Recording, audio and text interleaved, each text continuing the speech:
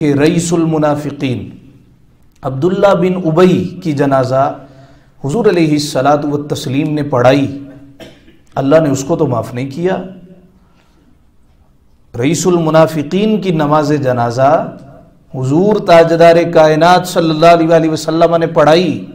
اگر آپ کہتے ہیں کہ حضور کی ہر دعا قبول کی جاتی ہے، اللہ مصطفیٰ کی کوئی بات رد نہیں کرتا، کہ اجابت نے جھک کر گلے سے لگایا بڑی ناز سے جب دعائے محمد، اجابت کا صحرا عنایت کا جوڑا دلہن بن کے نکلی دعائے محمد۔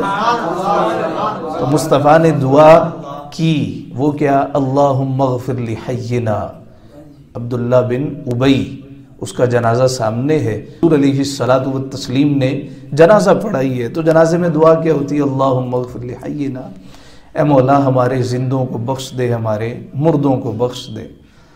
دیکھیں جی، حضور نے جنازہ پڑھایا، بخشا تو نہیں گیا، یہ تو واضح ہے بخشا نہیں گیا۔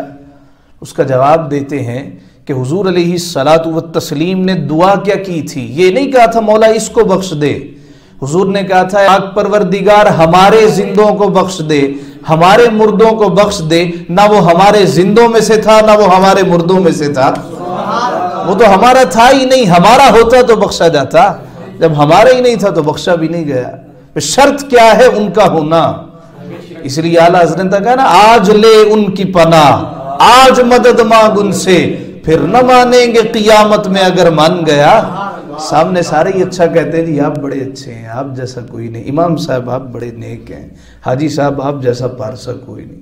دو قدم آگے جاتا ہے تو برائیاں، چغلیاں، غیبتیں شروع ہو جاتی، اسی طرح ہوتا ہے۔ تو وہاں پہ سامنے ہوں گے نا تو سارے ہی مان جائیں گے، یہ نہیں اب کیا کہتا ہے، ما کنت تقول، زندگی میں کیا کہا کرتا تھا۔